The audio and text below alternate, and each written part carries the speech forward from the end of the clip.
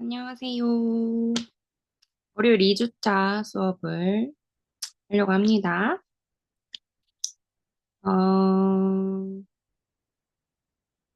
네, 공유를 여기까지 했거든요, 저희. 네, 공유가 잘 되네요.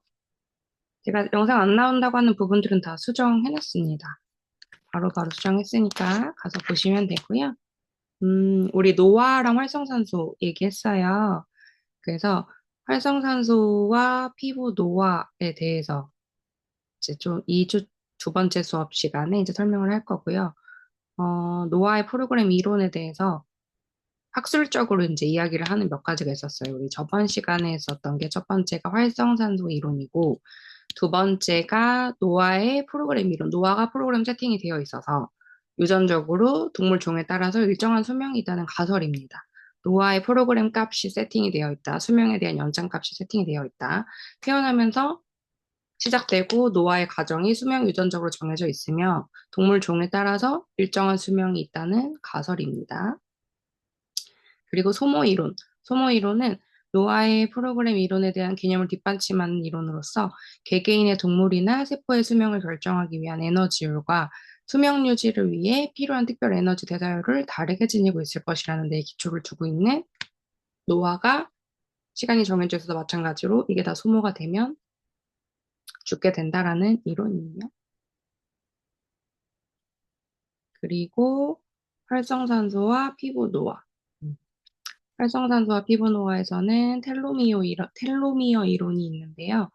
음, 텔로미어 염색체는 우리 이렇게 유전자가 X 모양으로 되어 있으면 끝에 있는 요 길이, 말단에 있는 요 길이를 이야기하는 건데, 요게 반복적으로 존재하는 유전 물질의 특이한 형태로 염색체의 손상이나 다른 염색체와 결합을 방지하는 기능을 가지고 있대요.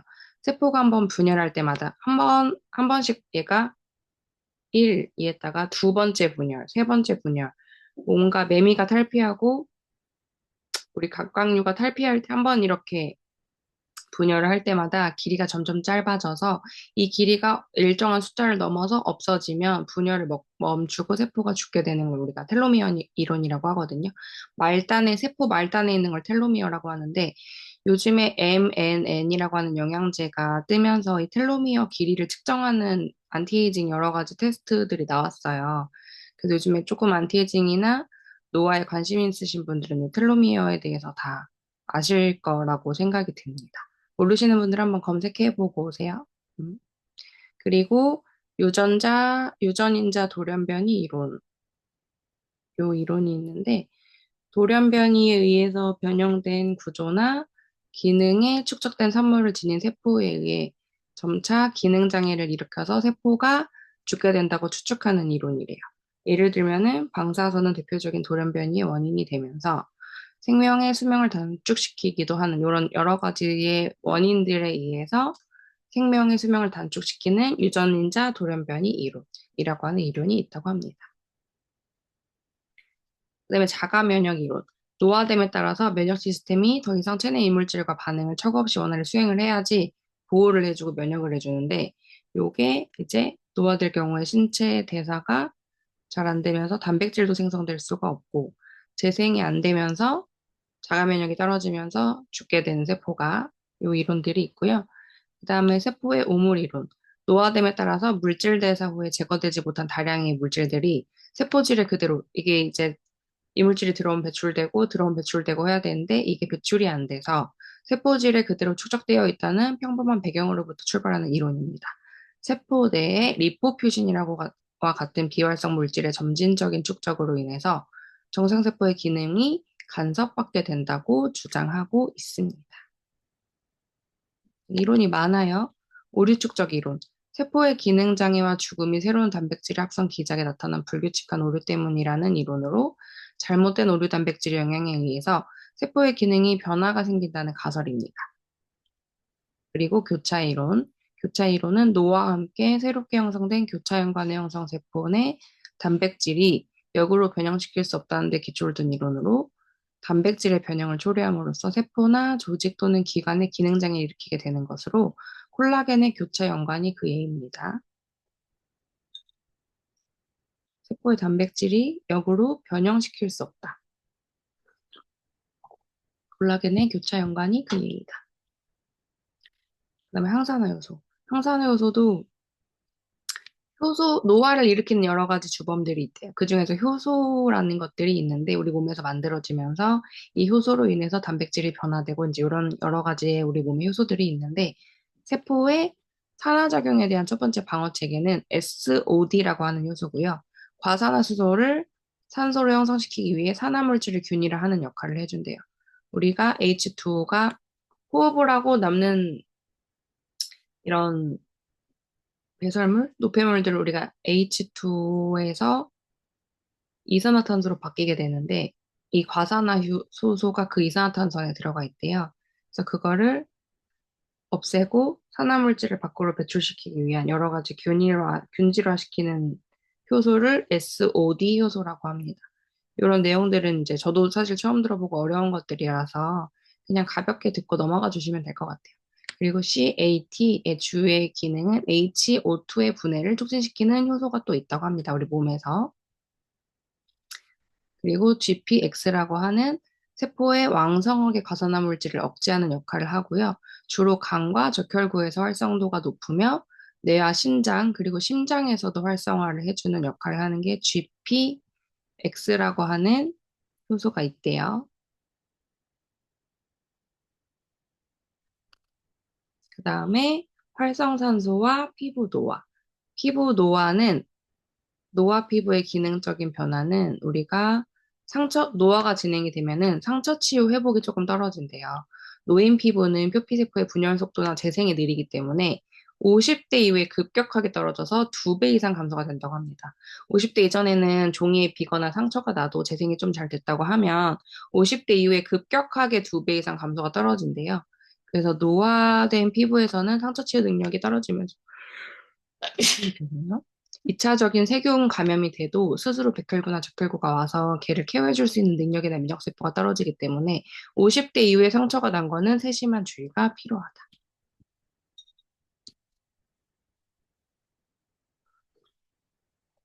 그렇기 때문에 50대 이후에 피부의 양성 및 악성 종양이 증가되는데 노인 피부에서는 각성 양성 종양의 빈도가 증가하고 특히 65세 이상의 노인에서 대부분 1개에서 2개 이상 양성 종양이 관찰된대요. 그래서 지루각각증이나 대표적인 증상이며 악성 종양으로는 기저세포암, 편평세포암이 대표적이다. 우리 편평세포 사마귀가 생기는 이유도 65세 이후에 편평세포의 암이 대표적으로 많이 생긴다고 합니다. 종양 증가의 이유는 복합적인데요. 첫 번째는 자외선과 같은 피부암 유발 원인이 평생 노출됐기 때문이고요. 피부암으로 증가할 가능성이 높고, 둘째는 멜라닌 세포의 수화 기능이 감소가 되어서 자외선으로부터 피부 보호하는 기능이 떨어졌을 때, 셋째는 랑게란스 세포의 수화 기능이 감소가 되어서 피부 면역학적으로 기능이 떨어진 것도 피부암 발생의 중요한 원인이 됩니다. 피부 면역 기능의 감소, 일반적으로 노인에게서는 면역 기능이 감소하면서 각종 바이러스나 진균에 의한 감염 질환의 가능성이 높고요.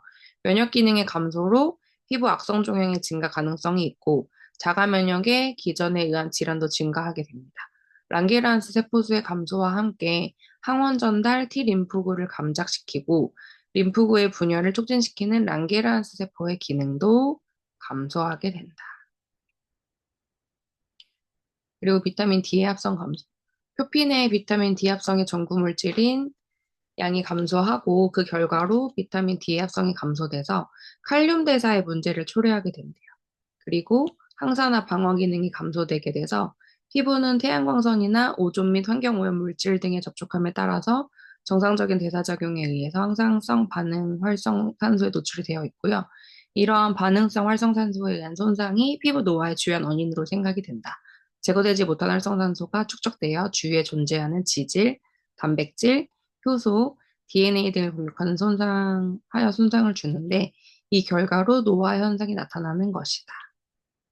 그래서 햇빛으로부터 환경 오염으로부터 접촉했을 때 정상적으로 면역세포도 정상화고 피부가 제대로 일을 하게 되면은 이거를 다 케어를 해주는데 이런 활성산소에 의해서 손상이 되면 노화가 빨리 일어나고 제거하지 못한 활성산소가 몸에 축적되어서 여러 가지 기름, 단백질, 효소, DNA를 공격을 계속해서 이게 빠르게 노화로 진행이 된다. 이게 되게 중요한 이야기예요. 그죠? 아까 프리레디컬과 연관돼서 같이 보시면 되는 겁니다. 피부 노화의 원인으로서는 내인성 노화, 세월이 흘러감에 따라서 자연적으로 발생하는 피부 노화 현상이 피부가 매끄러우며 잡티가 없고 주름은 표정 라인이 깊어서 정상적인 피부 패턴을 유지를 하고요. 광노화는 제일 중요하다고 했어요. 햇빛에 계속 노출이 되면서 자외선이 피부 노화를 촉진시키고요. 안면부, 얼굴의 80%는 햇빛 노출에 의한 것으로 알려져 있다고 합니다. 그다음 열로와 우리 적외선이나 고열 환경에 노출이 돼서 피부 온도가 1도라도 상승해야 하게 되면 피부 노화가 촉진이 되는데요. 그래서 우리가 열을 내려주는 팩을 자주 하라고 하고 찬물로 마지막에 세수해주라고 하고 히터바람이나 이런 건 안 좋다고 이야기를 하는 거예요. 사우나, 겨울에 보일러 많이 틀었을 때 노화가 진짜 빨리 일어납니다. 그다음 네 번째, 흡연에 의한 피부 노화. 우리 스모크 페이스라고 해서 수척한 모습의 창백한 얼굴과 주름진 피부가 특징이며 이는 니코틴에 뭔가 이렇게 쩔어 있는 누가 봐도 알 수 있어요. 혈관 수축의 효과와 피부에 대한 산소 공급 감소로 인해서 발생이 됩니다. 그 다음에 갱년기 노화. 폐경 이후에는 주름살이 급속하게 늘어나게 되면서 폐경 이후에 에스트로겐 감소가 원인이고요. 그러니까 폐경 전후로는 어떤 제품들을 써야 되냐면 아까 ATP, 에너지를 부스팅해주고 산소를 넣어주고 프리레디컬을 없애주고 항당화를 가속화시켜주는 제품을 조금 더 많이 쓰셔야 됩니다. 그 다음에 피부 노화에는 내인성 노화와 광노화 두 가지가 있어요. 피부에서 내인성 노화는 햇빛에 노출되지 않는 피부로서 주로 관찰이 되고요. 경미한 잔주름, 이게 내인성 노화라는 얘기는 생물학적으로 내가 나이가 들어서 생기는 노화, 창백한 피부, 색조, 피부 건조증, 경미한 탄력 감소, 색소 질환, 양성 종양, 피부암 등에 인해서 노인성 피부 질환이 간혹가다 발생될 수 있고요. 검버섯도 여기에 해당이 됩니다. 그다음에 내인성 노화에 비해서 일찍 노화가 시작되고 햇빛 노화, 광노화, 굵은 주름, 잔주름이 많이 발생하고 피부가 거칠고 건조해지면서 햇빛 받은 피부가 탄력이 떨어져요. 피부 처짐이 심하고 일광 흑색점처럼 색소 질환, 검버섯도 원인은 밝혀지지 않지만 생물학적인 노화라고 표시도 하고요. 햇빛을 받았을 때 내 피부의 지질, 기름이 많으면 그게 두 개가 합쳐져서 검버섯이 생긴다는 이유가 있는데요. 아직 검버섯은 학설적으로 밝혀진 바가 없는 그런 문제성이라고 합니다. 양성종양, 피부암의 발병률도 높다고 해요. 네, 피부의 주름살. 노화된 피부의 가장 중요하고 흔한 증상이지만 원인은 불확실하다. 근육의 분포와 움직임, 평소의 표정, 유전적 소인의 영향을 받는데 주름의 원인이 되는 변화는 진피 내 기질 단백질의 감소를 둘 수가 있고요. 교환 섬유의 감소는 섬유화 세포에서 교환 섬유 합성이 감소되거나 MMP와 같은 효소에 의해 분해가 증가되었을 경우 생긴다. 자외선은 교환 섬유 생성을 막고 MMP를 활성화하여 단백질을 파괴하여 노화를 더 촉진시키는 역할을 한다. 다음에 활성산소와 피부 노화. 피부 노화의 조직학적 특징, 표피의 변화, 내인성 노화는 노인의 비노출부의 노화, 노인의 비노출부에 노화된 피부의 경우에는 표피의 두께 감소, 표피와 진피의 경계부가 평평해지면서 진피와 표피가 서로 접촉하는 면의 넓이가 줄어들게 되어 경미한 상처에도 쉽게 벗겨지거나 물집이 생깁니다. 랑게르한스 세포의 수와 기능이 감소해서 피부의 면역 기능이 감소하게 되고요. 멜라닌 세포도 감소하면서 자외선에 대한 색소 침착 반응이 감소하게 되는 걸 우리가 내인성 노화라고 이야기를 합니다. 그다음에 우리가 가장 조심해야 될 것 광노화. 광노화는 자외선에 의한 손상이 많이 받는 부위는 표피 두께나 내인성 노화에 비해서 초기에는 약간 두꺼워지는 경향을 보이지만 우리 햇빛으로 인해서 계속 뭔가 받으면요. 버석버석해지고 되게 두꺼워지고 거칠어지고 수분도 없어지고 주름이 되게 깊게 생겨요. 시간이 지남에 따라서 내인성 노화보다 더 얇아지게 되는데요, 피부가. 각질형성 세포의 배열이 불규칙하게 되면서 모양이 비정상적으로 변화하게 되는 것을 말하고요. 랑게란스 세포, 면역세포의 수와 기능은 내인성 노화에 비해서 더 많이 떨어져요. 국소적으로 면역이 더 감소하고 멜라닌 세포는 적지만 불규칙하게 증가해서 색소 침착, 얼룩덜룩하게 되고요. 일부에서는 햇빛을 계속 보게 되면 색소가 탈실이 돼서 하얀 부분도 관찰할 수가 있게 됩니다. 그래서 우리가 도시에 있는 할머니랑 시골에 있는 농사 짓는 할머니랑 피부가 색깔이라든지 주름이 다른 이유가 이 광노화가 가장 크다고 해요. 햇빛으로부터 생기는 노화가 제일 큽니다. 그 다음에 진피의 변화. 잠시만요.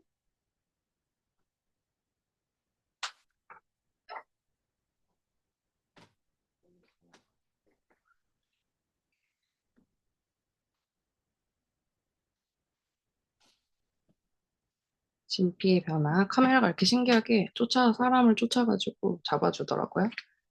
진피의 변화에서는 우리 내인성 노화에 따라서 진피의 두께가 감소하면서 진피 내의 세포 및 혈관이 전반적으로 감소가 된대요. 그러니까 진피에서부터 영양분을 올려줘서 표피를 올려보내주는데 진피 두께가 감소하면서 세포의 혈관이라든지 전반적으로 영양분을 주는 게 떨어지다 보니까 표피도 튼튼해지지 못하겠죠.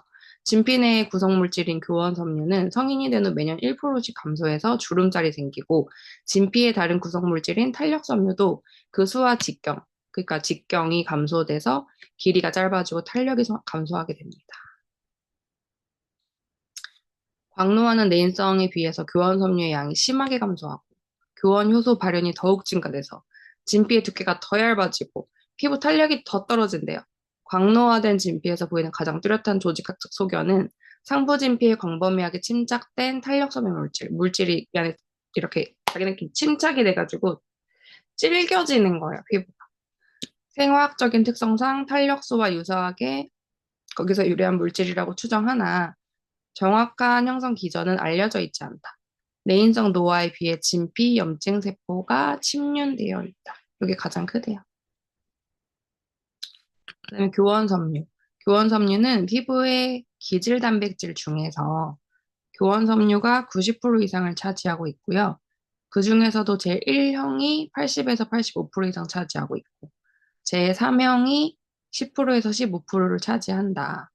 나이가 들수록 교원 섬유의 전구체인 섬유화 세포의 합성이 감소하고 그 분해 효소인 MMP의 발현이 더 증가하게 된다.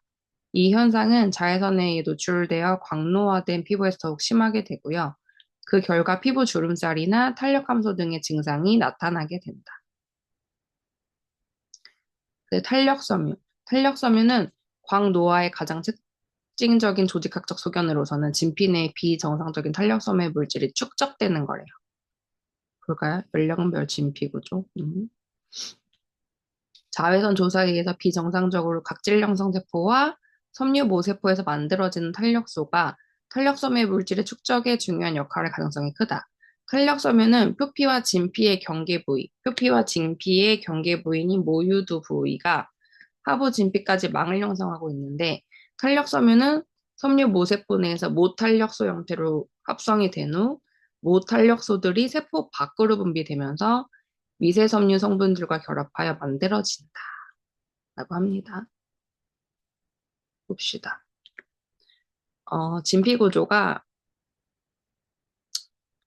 두께,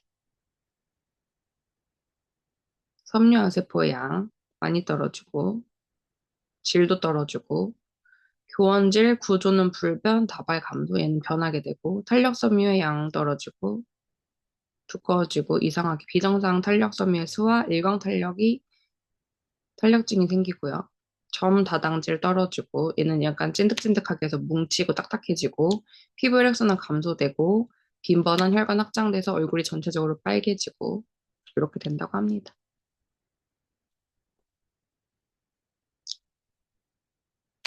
피부 노화와 스트레스. 피부와 스트레스 관계. 현대사회의 급속한 변화로 인해서 개인의 경험 활동의 영향이 넓어지면서 다양한 정신적, 신체적, 사회 문화적 스트레스 요인이 많아지고 있대요.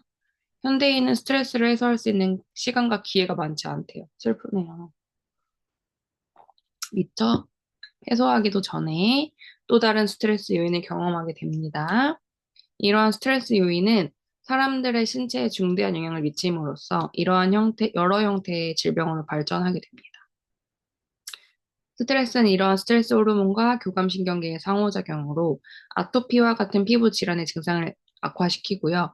또한 적혈구의 수를 증가시켜서 손상에 의한 출혈을 예방하기 위해서 혈액의 응고인자 증가로 신체 면역체계를 무너뜨린다. 봐봐요. 적혈구수를 증가시켜서 손상에 의한 출혈을 예방하기 위해서 혈액의 응고인자가 증가를 하면 이 응고인자가 어딘가에 가서 피가 응고가 되겠죠.